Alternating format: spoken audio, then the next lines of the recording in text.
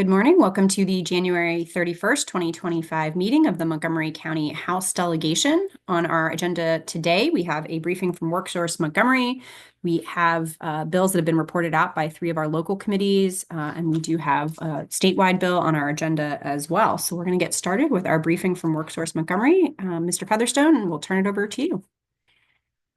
All right, thank you so much, and good morning to all of our representatives down in Annapolis. We appreciate the work that you do so much, and appreciate the time that you're giving us today to kind of brief you on what we do and our progress through December of this year. Before I get started, I want to recognize 2 of my team members who are on the call. John Hattery, who is our Deputy Director of Career Education Services, and Sarah Vanderwerk, who is our Director of Government and Board Relations. And I am going to share my screen really quickly so we can get started. Can everybody see my screen okay? Yes, you're good. So some nods. Okay, thank you. Happy to join you today to talk a little bit about the work that we do. And I always like to at the top of our presentation start with kind of clarifying or defining what I mean when I say we, because I'll say it a lot during the presentation. And so we includes a variety of partners here in Montgomery County, from our Health and Human Service Agency all the way down to our nonprofit partners like Interfaith Work, Sunflower Bakery, and so forth. And so I will just jump right on into it. You will see this session a testimony from the Maryland Workforce Association. And so I wanted to put this at the top just to show that WorkSource Montgomery and our local Workforce Development Board is a member of the Maryland Workforce Association, which is comprised of the 13 local workforce boards here in the state of Maryland. And so we are counterparts to the 12 of the organizations that you see on the member list here. But in short, who we are is the lead workforce organization in Montgomery County. Our job is to make sure that our residents, our job seekers, have access to quality employment and training tools to access career pathways. And on the flip side, we work with our businesses to make sure that they're connecting and guiding our workforce system so that they have the talent they need today and tomorrow. And a new focus that we have right now as a result of the blueprint for Maryland's future is that we're now serving upwards to 87,000 6th through 12th graders within MCPS. And we'll talk a little more about that in a few moments. Where we are, just so you know how we connect with residents and where residents connect with us. If you would have looked at this slide three years ago, we had 3 locations, but we're proud that we've grown a lot over the past 3 years, and we have 9 locations throughout the county. We have a comprehensive job center in Wheaton, which houses over 12 partners to offer a one-stop shop approach to residents and businesses. We have one of the only reentry specific job centers in the state, our Justice Empowerment Job Center, which is also located in Wheaton. We're also committed to providing financial literacy as a core service, and we do have a financial empowerment center in partnership with the Latino Economic Development Corporation here in Montgomery County as well. And then there's also a virtual job center. There's a mobile job center. And so with a county as large as Montgomery County, we wanted to make sure that it's not hard for residents to connect with us virtually, in person, or we'll come to you if you're not able to make it to us. How we move the needle. We have our federal and state boxes that we need to check as a workforce organization, but I wanted to talk to you a little bit about the extra boxes that we've added in Montgomery County to make sure that we're truly gauging if we're moving the needle for our residents. You may be familiar with ALICE, but it stands for Asset Limited, Income Constrained, and Employed. And in a nutshell, those are our residents who are right above the federal poverty line, but still managing a household deficit and really hoping and praying that there's not one unexpected expense that'll drive their household into a further deficit on a week-to-week, month-to-month basis. And the most recent data that was released by the United Way showed that our ALICE population plus our poverty population in Montgomery County grew from 32 to 37%. And so there's a lot of work to do. And so we want to make sure that as we help folks find jobs and get on into career pathways, that we're looking at the ALICE data so that we can minimize that population and we can see the numbers decrease as reports are released year over year. And so wanted to add that because that's how we gauge as a workforce board if we're truly moving the needle. As I talk about our work, I'm going to talk about it through the lens of our 6 priorities. Workforce system building. There are hundreds of great nonprofits and workforce organizations in the county. And so we take pride in building a true system, a coordinated system that serves businesses and residents.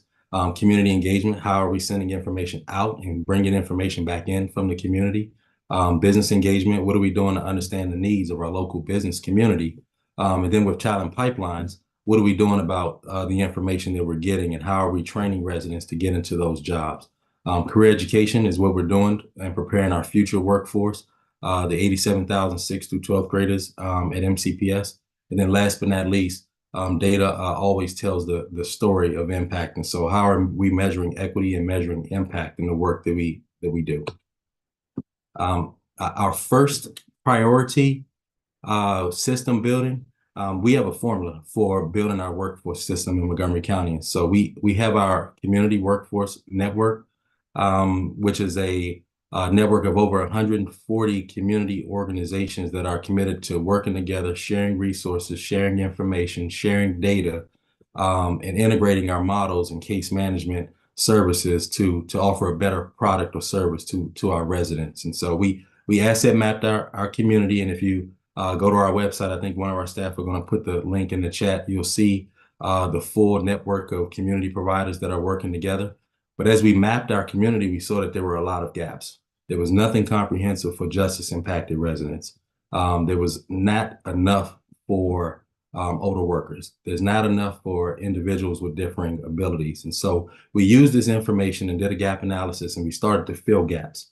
One example is that we now have a justice empowerment job center because we recognized there was no safe place comprehensive program or space for reentry work here in the county. And so that has been a big tool in making sure that we can fill the gaps and build out our system.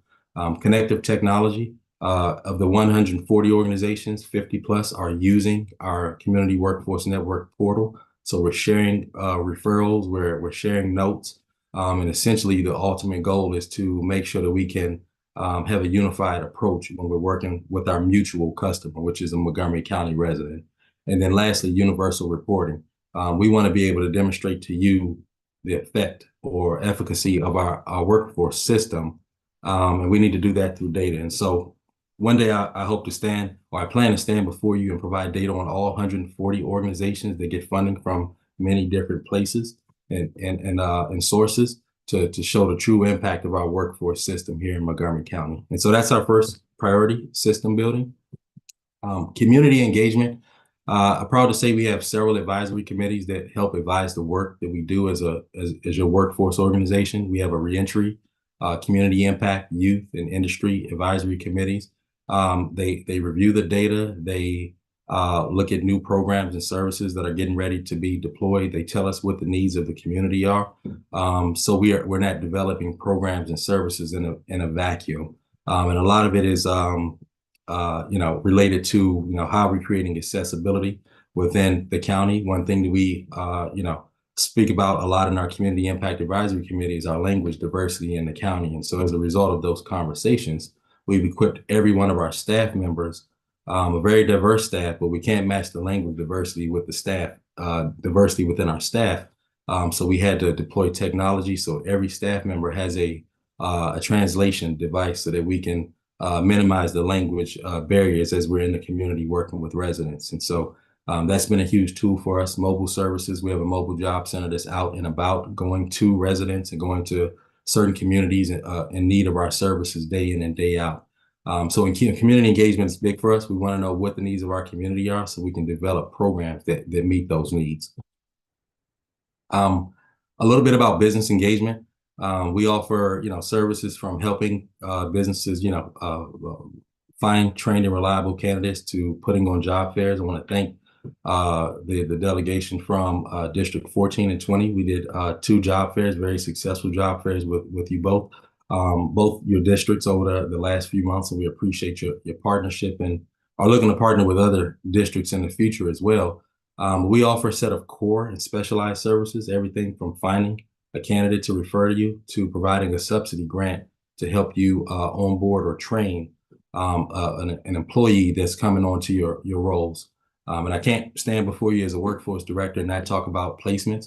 We're proud that we've helped over 2,100 residents find employment from July through December. And so looking forward to that number growing in the work that we do.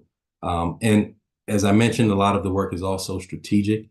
As we deploy bio boot camps, as we look at digital literacy needs, as we look at other training needs, soft skills and occupational skills, our industry advisory committees really tell us what the trajectory is, what the trends are in each of our target industries within Montgomery County, so that we can tailor our services to meet those needs. After we build systems, after we know our community, after we know our businesses, then we want to develop talent pipelines. And this is really where the rubber meets the road for us.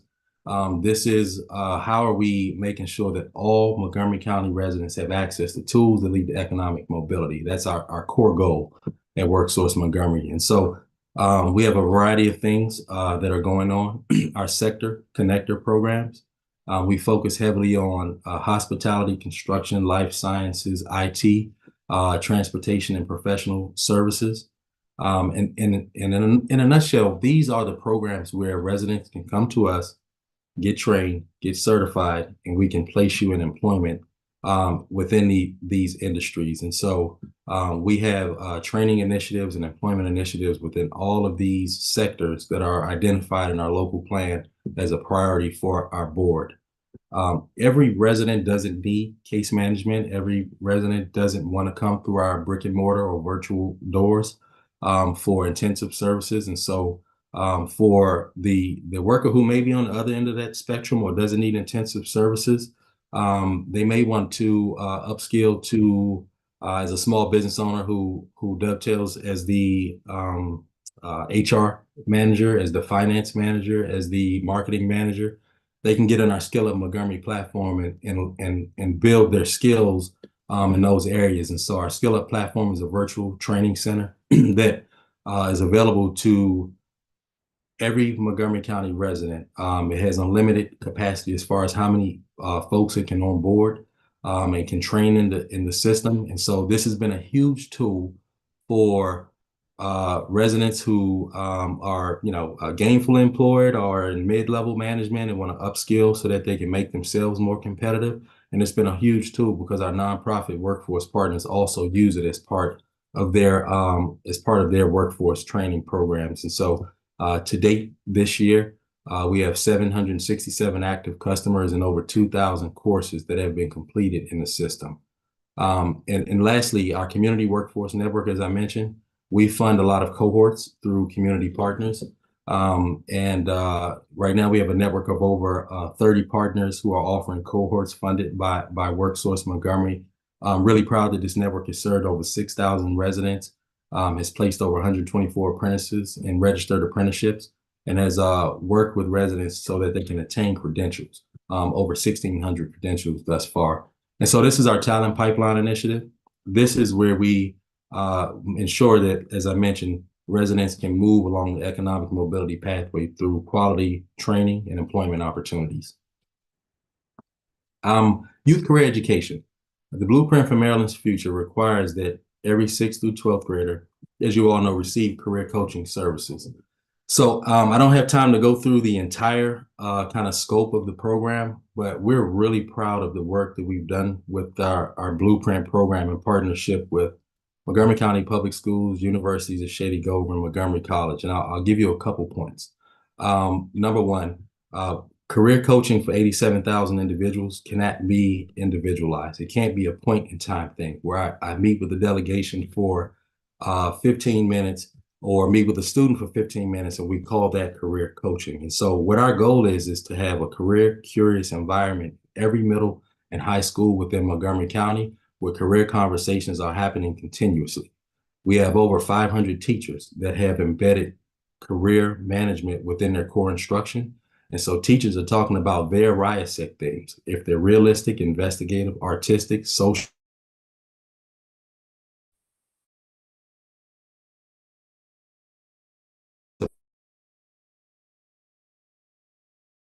think you need math because you want to do something that you don't think math is related to, they can have that career conversation and connect their career themes, their strengths, interests, and work values to that subject matter material. And the hope is that we make, just school more meaningful because it's a more career-oriented culture. We have 50 plus career coaches that have been deployed to over 71 middle and high schools and specialty programs. Montgomery County has the only registered apprenticeship program at the federal level and state level where our career coaches through the blueprint are registered apprentices.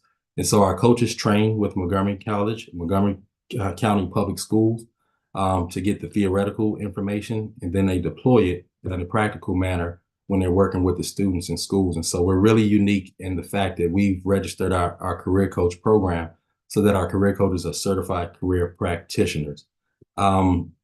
Student engagement, we'll talk about that a little more in the next slide, but we've engaged over 25,000 students thus far. Still have a lot of work to do to build up to 87,000, but through a year and a half, we have very good results and very good data and very good feedback from over 25,000 students.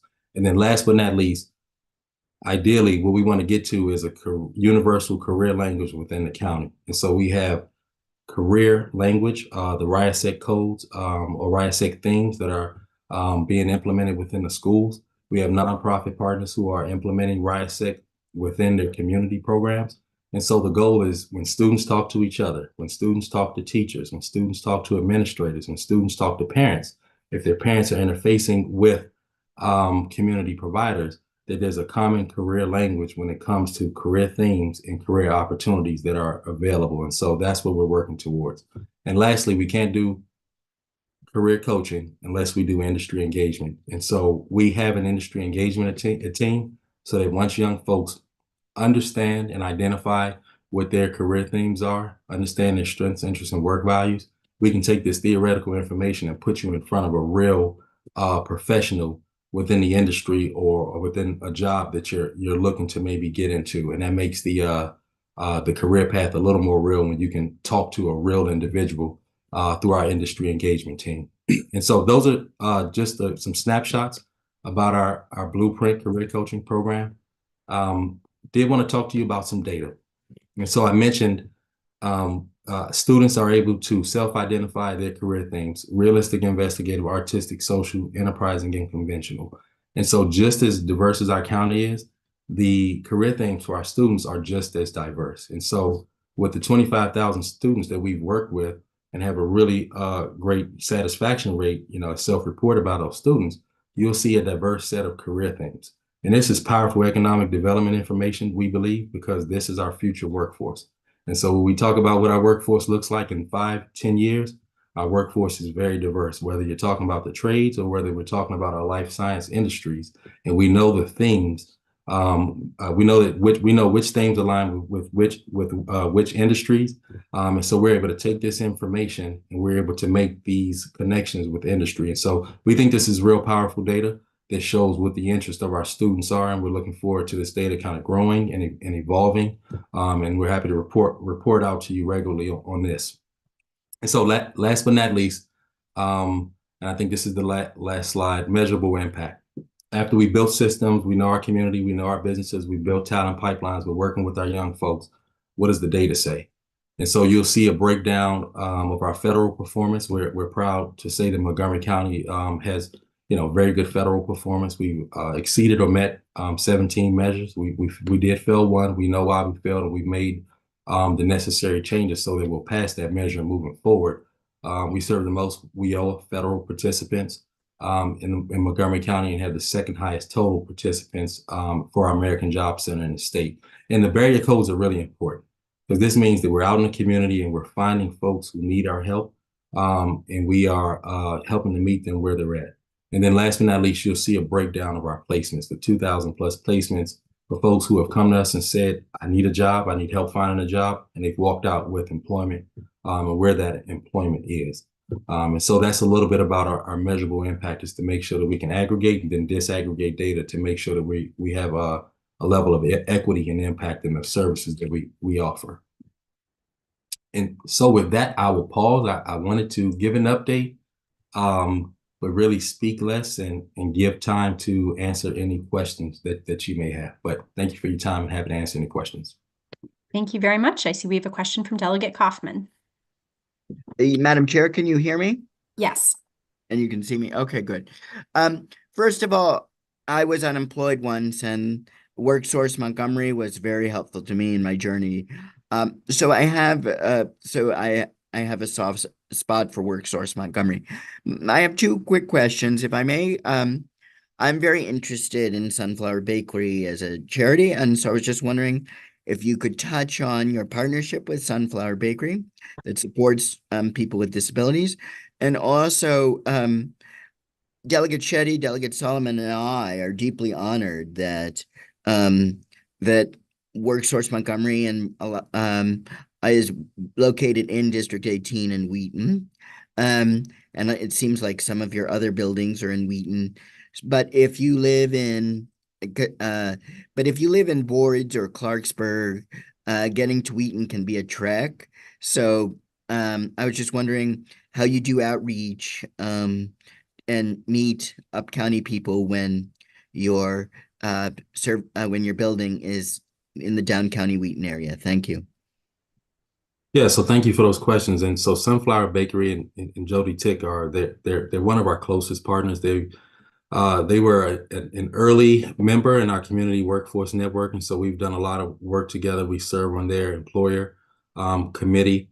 We have funded several cohorts in partnership with Sunflower Bakery and provide a lot of referrals and information back and forth. We know what we're good at, and we know what our strengths are, and our strengths are not doing what Sunflower Bakery does. We don't have a commercial kitchen, and we are not specialists or experts in working with residents who have differing abilities that want to get into the culinary arts. And so our job as a workforce board is to make sure that we're in partnership and that we are doing our piece to help to expand or scale the work that's happening with Sunflower Bakery. And so we do a lot of work with them. We have a lot of conversations. We meet very frequently.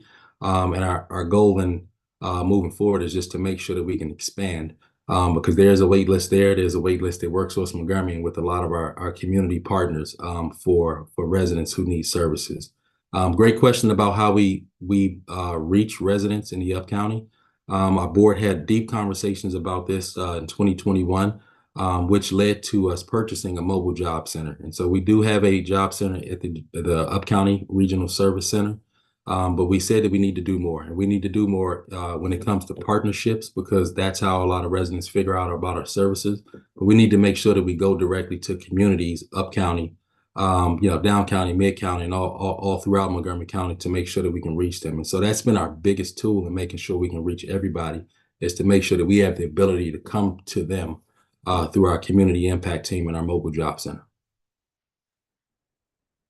Next, Delegate Spiegel. Thank you, Madam Chair. Thank you for the presentation. I noticed on one of the earlier slides, you mentioned that one of the services provided is a financial empowerment job center in Wheaton. And I'm wondering if you could talk a little bit more about that and what kind of services in particular are provided. I know there's a financial empowerment center in Gaithersburg, and I'm not sure if there are different or overlapping services with a financial empowerment job center. Thank you. Yep, thanks for the question.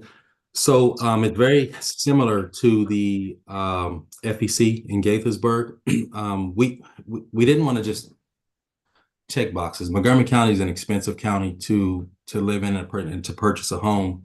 And so we do a really good job in making sure that we train and place people into employment. But as I talked about the Alice data, are we really moving the needle forward? And so one of the gaps that we noticed was that we weren't providing financial literacy, asset building services directly geared towards home ownership in the county. And so what we did was we met with M&T Bank, we met with the United Way National Capital Area, and through that partnership, they funded the Financial Empowerment Center in Wheaton, which is operated by the Latino Economic Development Corporation. So it's a lot of partners that are working to make this happen. And so the FEC services are available to all of our participants and all of our programs to make sure that they're building that financial base in addition to employment services, so that hopefully they can buy a home in Montgomery County. So everything that we do with the FEC services, with the Wheaton FEC Center, is geared towards home ownership, which is one of the largest wealth building tools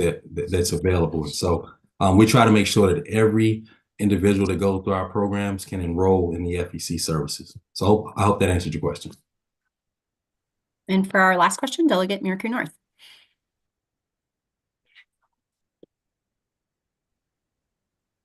Delegate, you are muted. Thank you, Madam Chair, and thank you, Mr. Featherstone and the team at WorkSource Montgomery for really doing some, transformational, thoughtful work to take Workforce Montgomery to the next level. I wanted to follow back on the discussion of the talent pipeline initiative. You mentioned 25,000 students are currently involved in that program, but you had not reached your goal. What are the challenges right now for you in obtaining the goal of, you said, I think 80,000 or so? Yeah, so the 87,000 6th through 12th graders.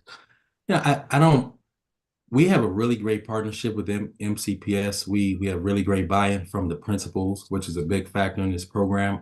I think it's less of a challenge to get to 87,000 and more of a timing thing. So we started working with students in January of 2024. So really we're about a year and a half through. So it's a matter of us just kind of working our way through the schools and then getting to 87,000 and then working our way back through it. So we can make sure that each student has multiple touch points and that we're having that career curious environment built within each school. And so I won't say that there are specific challenges to reach 87,000. I think we just need to make sure that we work with every principal because every school's rhythm is a lot different to make sure that we're getting into the spaces, whether it's classrooms, planning times, or whatever the case may be, so that we can continually work towards 87,000. But I think it's more of a timing thing, Delegate Miracle North. I think once we look at our data through the end of the school year, we'll see a big increase with the work that we'll do between January and whenever school ends. With the snow days, I don't know when school ends anymore, but I think it's a timing thing. Great. I think that exhausts our questions, Mr. Featherstone. Thank you so much for being here today and providing this information. Thank you for your time, and I appreciate all of you and what you do. Great, colleagues. Next, we're going to turn to the committee reports, starting with the Economic Development Committee, Chair Foley. Thank you, Madam Chair. We have a bill before you. It's MC 3-25. This bill was voted favorable by the committee with an amendment. What the bill does is it authorizes the holder of a beauty salon license in Montgomery County to provide liquor as well as beer and alcohol at a very limited amount. It also increases the amount of beer that can be provided so that's the alcoholic equivalent of the wine limit and the liquor limit. Madam Chair, there was an amendment to this bill offered by me on behalf of the sponsor.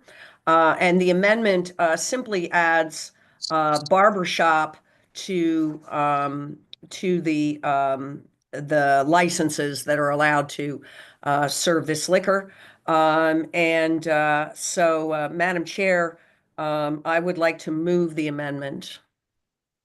Thank you. Is there a second on the Madam amendment? Chair, second. Thank you. So the amendment's been moved by Chair Foley, seconded by Vice Chair Wims. Any discussion or questions on the amendment?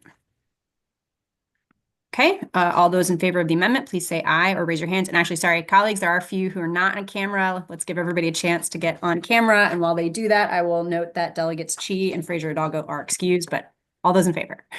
Aye. Aye. Aye. Anyone opposed? Okay, so that amendment is adopted unanimously on the bill as amended. Madam Chair, I move the bill as amended. Second. Okay, moved by Chair Foley, seconded by Vice Chair Wims. Any discussion or questions on the bill as amended? Delegate Wu. Do you have a question, or sorry, is this a lag in terms of voting? Okay, then I think all those in favor of the bill as amended, please say aye or raise your hand. Aye. I think that's everybody, but anyone opposed? No, that bill passes unanimously. And I believe that is all the work for the Economic Development Committee this week. Is that right, Chair Foley? Yes, for this week, Madam Chair, but be All right. prepared for next week. All right, thank you very much. Next, we'll turn to the committee report for Education, Elections, and Housing. And at Chair Ziegler's request, Vice Chair Kaufman will be presenting the bills today. Vice Chair Kaufman. Yes, Natalie is here with us, but she's under the weather, so we wish her all the best for a speedy recovery. We have with us today two bills. I'm going to start with Delegate Spiegel's bill, MC 1125. And it is really a bill, in my view, that establishes rules of the road in terms of election transparency, dispute resolutions, what a cooperative housing corporation is allowed to do to a resident in a dispute, what they're not allowed to do. And so and it's a 25-page bill, but members have had a chance to review it, as well as the amendment that the amendments that our committee put forth. They were sent by Mr. Costas, so hopefully everyone has had a chance to review it. And I will just say, with the committee's indulgence, Madam Chair, if that's okay, because I found out last minute that I was pitching in. If people have questions, I'm going to defer them to the sponsor. Yes, that would be fine. Why don't we start with a motion on the amendments and get those on the table first? Is there a motion on the amendments? Move the amendments. Second. Okay, the amendments have been moved by Delegate Moon, seconded by Delegate Charkoudian. Questions or discussion on the amendments? Okay, not seeing any. All those in favor of the amendments, please say aye or raise your hand. Aye. Anyone opposed? Okay, so the amendments are adopted unanimously on the bill as amended. Is there a Move the motion? bill as amended. Thank you. Second. Okay, moved by Delegate Cullison, seconded by Delegate Charkoudian. Questions or discussion on the bill as amended? Delegate Corman. Thank you, Madam Chair. I just want to say, I'm not sure we've done this before as a state, setting up sort of local rules related to these common ownership communities. Maybe the sponsor knows. Happy to defer to Delegate Spiegel to answer the question.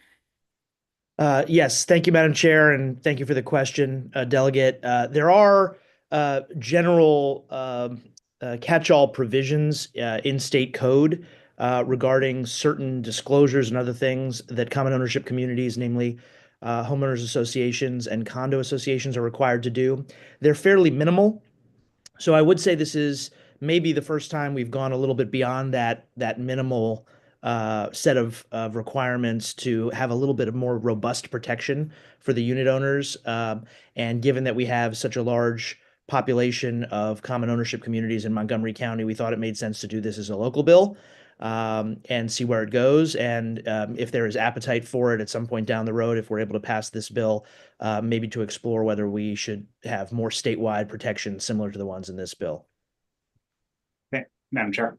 Yes, please go ahead. Delegate Spiegel, thank you. I just have to say, putting my old Kumar hat on here, just as sort of a matter of first impression as a local bill, the committee that this will go to, which I know something about, will, have to look at it a little bit more closely than a lot of the other local bills. So I'm going to vote for the bill. I just wanted to set that expectation for everybody that this is kind of at least to my knowledge, kind of a different twist on things. And so we'll just have to spend a little bit more time on it. So just wanted to state that for voting in favor of what I'm sure is an excellent bill. Thank you, Delegate Corman. Other conversation on this bill as amended? Okay, all those in favor of MC 11-25 as amended, please say aye or raise your hand. Aye. Anyone opposed? Aye. So just to clarify, Delegate Foley, you're voting against? I know. I'm voting aye. I'm sorry. Okay, you're voting aye. All right. So that bill passes unanimously. And Vice Chair Kaufman for the other bill, please. Yes, and I should have mentioned that Delegate Spiegel's bill passed our subcommittee unanimously among those present. This is one of our perennial favorites, this next bill. It's our ranked choice voting bill that the chair carried for many years, and then she bequeathed it to me. Just very briefly, I want to say that it's just enabling legislation. So if the county doesn't want to do ranked choice voting, they don't have to. It just gives them the choice. So I believe there aren't any amendments on this bill. So Move favorable. Second. Okay, the bill's been moved by Delegate Moon, seconded by Delegate Cullison, and I'll just put out there, also channeling our former colleague, former Delegate Barbe, the bill, Vice Chair Kaufman, includes both ranked choice and approval voting. Is that right, as enabling legislation? absolutely, yes. All right, any conversation on this bill? Okay, all those in favor, please say aye or raise your hand. Aye. I Anyone opposed? Okay, MC 9-25 passes unanimously, and I believe that is the committee report for education, elections, and housing. Thank you, Vice Chair It is, Kaufman, for Madam Chair. stepping in. Okay, turning now to the Metro Washington Area Committee, Chair Miraku North. Thank you, Madam Chair. We are considering MCPG 10225, the Washington Suburban Sanitary Commission, Design and Construction Alternative Project Delivery and Solicitation Methods. This bill repeals a requirement that provides that the WSSC only enter into a design build contract for facilities construction contracts with costs existing $2 million. In addition, the bill authorizes the WSSC to adopt regulations to establish alternative project delivery and solicitation methods that promote the best interests of the WSSC. It came out of the Prince George's County delegation unanimously. Our committee voted it out unanimously. And with that said, I move the bill. Is there a second? I see Delegate Wims indicating a second, moved by Delegate Miraku North. Questions or discussion on MCPG 102-25? Okay, all those in favor, please say aye or raise your hand. Aye. Aye. Anyone opposed? Okay, that bill passes unanimously. Chair Miraku North. Thank you, Madam Chair. The next bill we are considering is MCPG 10625, Prince George's County Board of Appeals membership.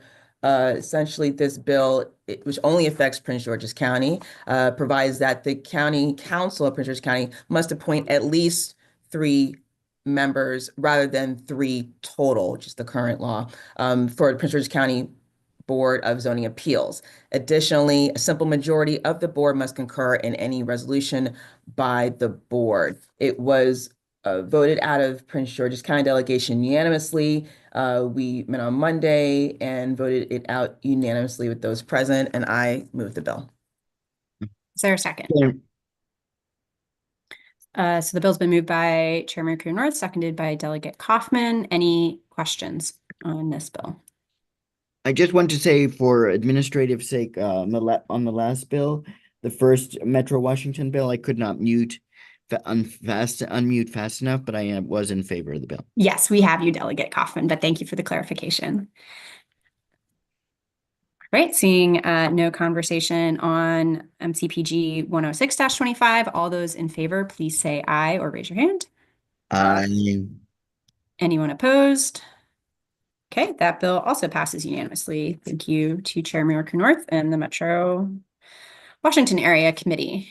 So colleagues, we have one more bill on our agenda. This is a statewide bill, HB 908. I'm going to recognize Delegate Foley, who is the sponsor of the bill, to give us a brief synopsis. But just as a reminder for why this bill is on our agenda, just like a few weeks ago, we had a bill that I'm sponsoring that is specific to Montgomery and Prince George's County. This bill is similar in that regard. So Delegate Foley, please give us an overview of what the bill is. Thank you, Madam Chair. So this bill is a pilot study involving Prince George's and Montgomery County for the use of a distracted driving monitoring system.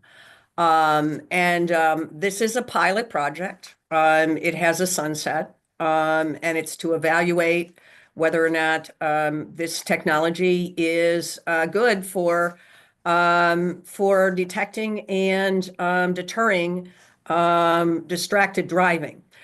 Distracted driving, you may or may not know, is one of the leading, if not the leading cause of accidents, both involving vehicles and involving pedestrians across the state. It even surpasses, I've seen statistics that say that it surpasses the number of deaths and injuries caused by drunk driving. The Montgomery County law enforcement, actually the traffic enforcement community is very much interested in trying to test this system to see whether or not we can deter some of this distracted driving. It's a 3-year pilot. And the county, it's enabling legislation. So in order for the county to participate in it, they would have to agree to do it. And as I say, it would only be available to Prince George's and Montgomery County. Citations would be $40, mirroring the recent stop sign zone legislation. And the placement of cameras would require data demonstrating the need. So the bill has a lot of details about the placement of cameras, as well as if cameras were contemplated in municipal areas, the municipality would have input. The technology shows whether or not the driver is using their hands, like looking at their phone, for example, or perhaps raising their hand up to put on makeup, but it does blur the face of the driver. And as a part of this, it does require that the images be not only blurred, but that they be not in color, that they be black and white video or black and white photographs. It takes 2 photographs, one of the activity and one of the license plate on the car.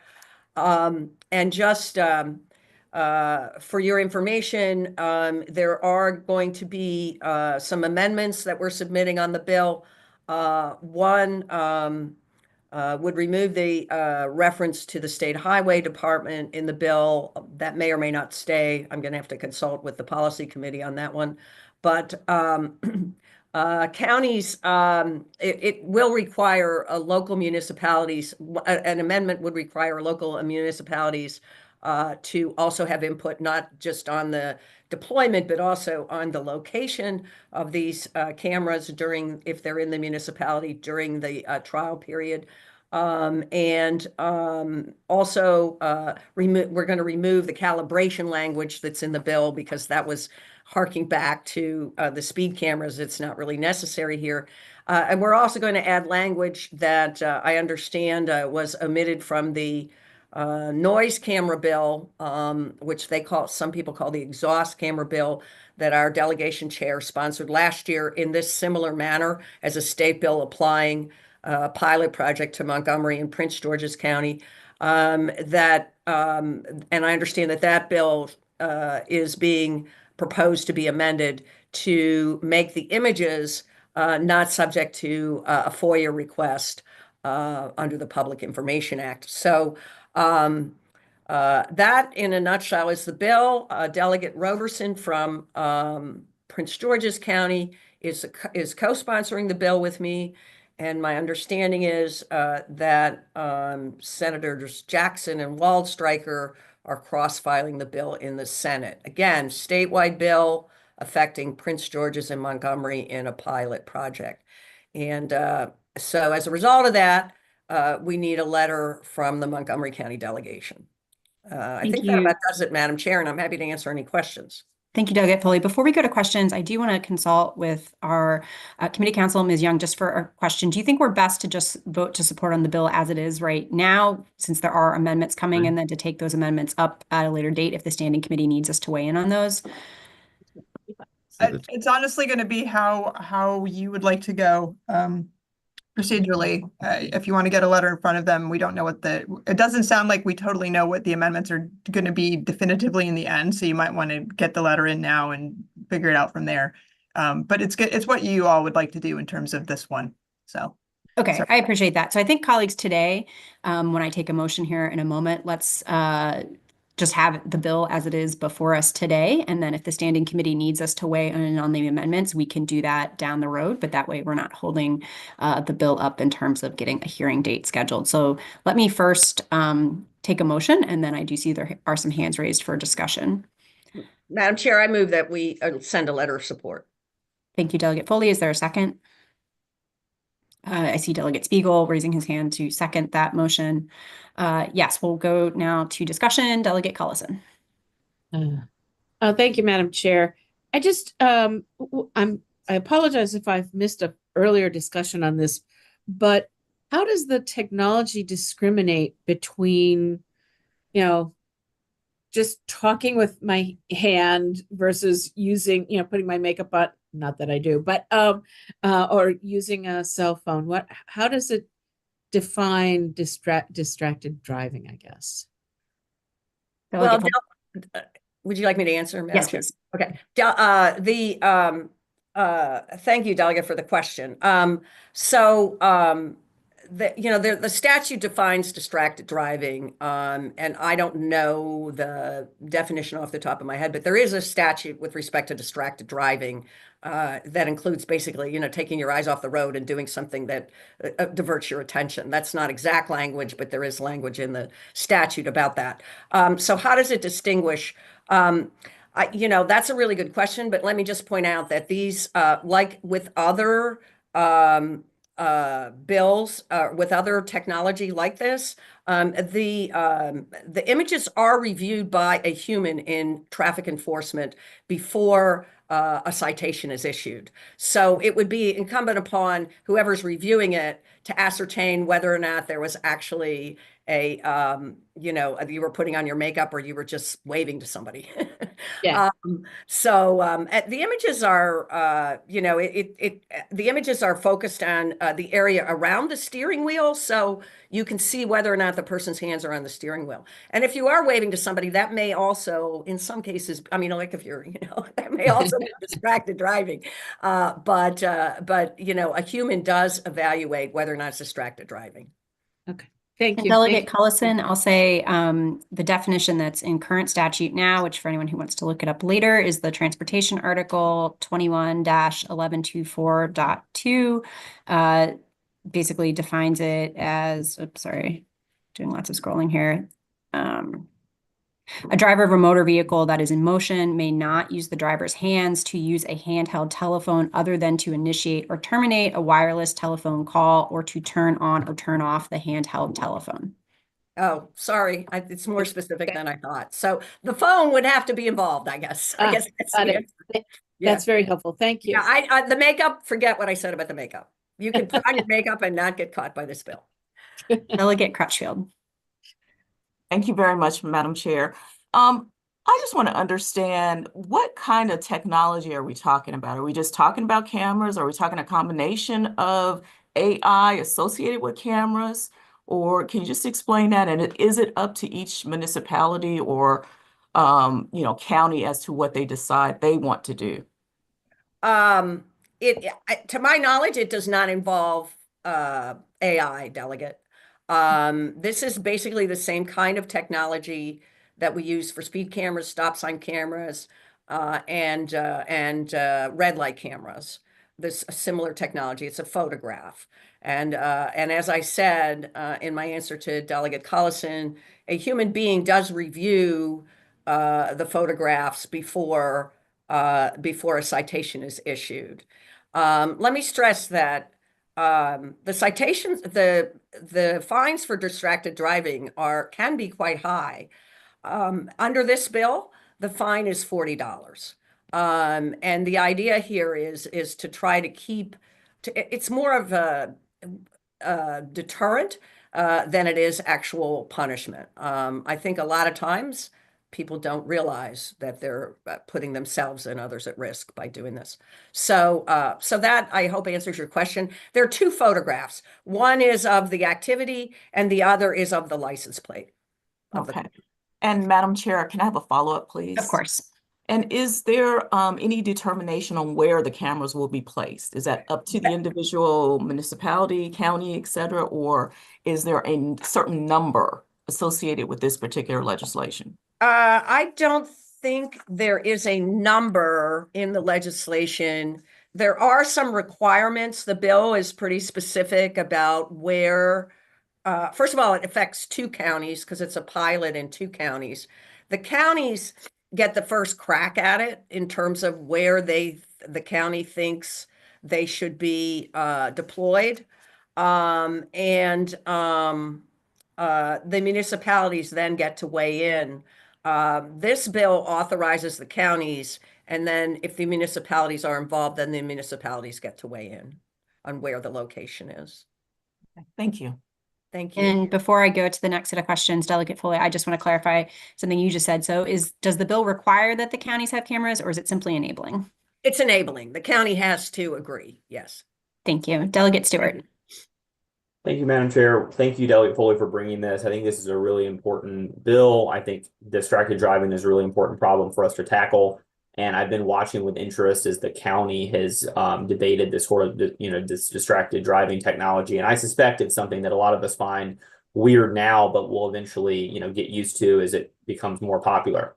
However, one issue has always befuddled me about this bill, and I'll get a second crack at it when it comes to our committee, obviously, but just wanted to see if you had an answer for it now, which is that in the transportation article, it's section 211124.1 C1.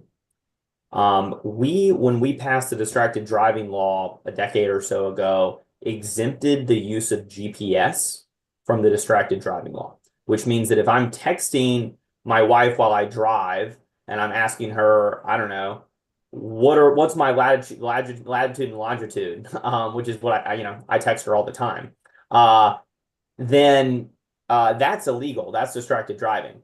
But if I pull up Google Maps or Apple Maps or Waze and navigate myself to my destination, holding my phone right in front of my face, my understanding is in Maryland law, that's legal, that we exempted the use of GPS. So my question is, does that sort of defeat the use of these cameras? Because I think that if I was ever captured on my phone texting my wife about latitude and longitude, and I got a citation in the mail, what stops me from saying, no, Your Honor, or no, officer, or no, state agency, I was actually using GPS? And in other words, are we just going to have basically a whole state of GPS lovers once these cameras start rolling out?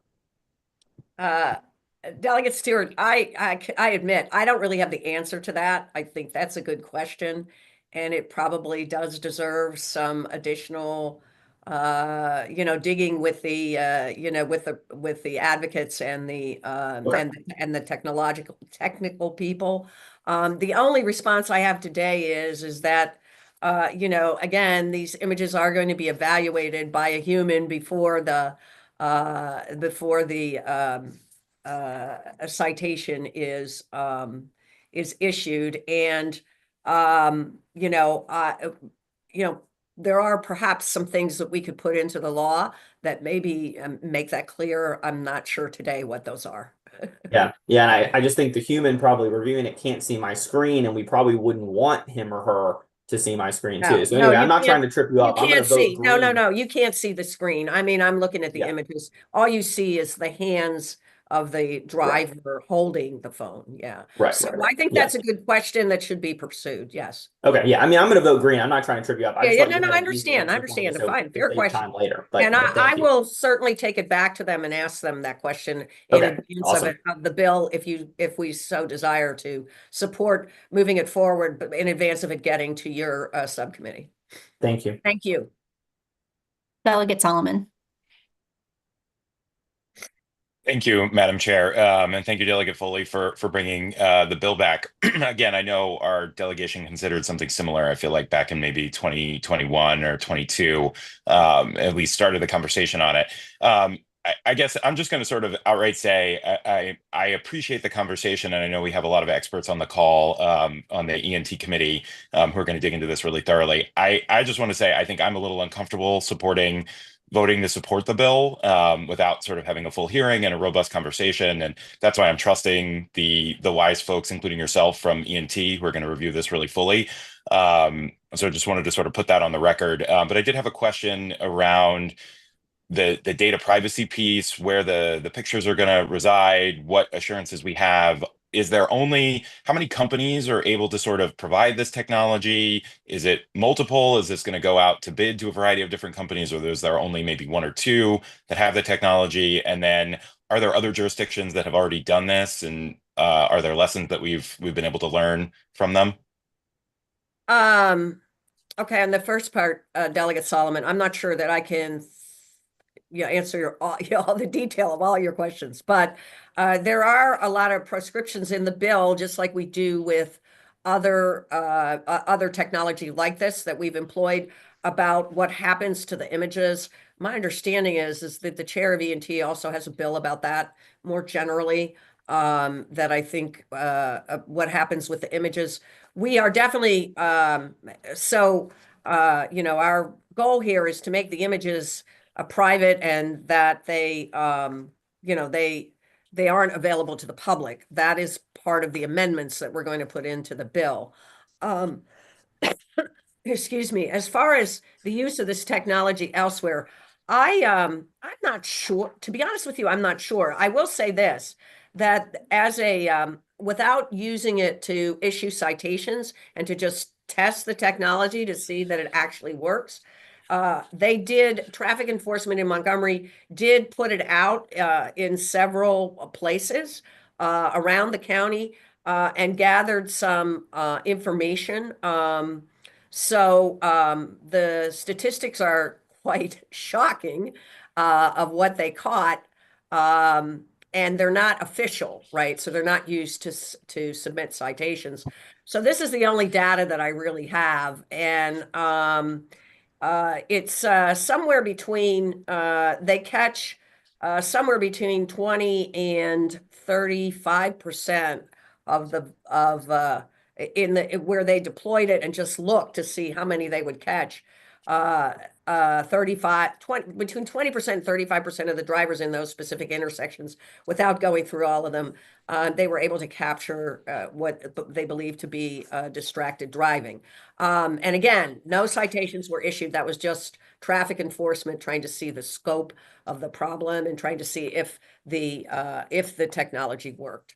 That's the best answer I can give you at this point on that. Before I, go ahead, Delegate. Thank you, Solomon. Delegate. No, thank you, Madam Chair.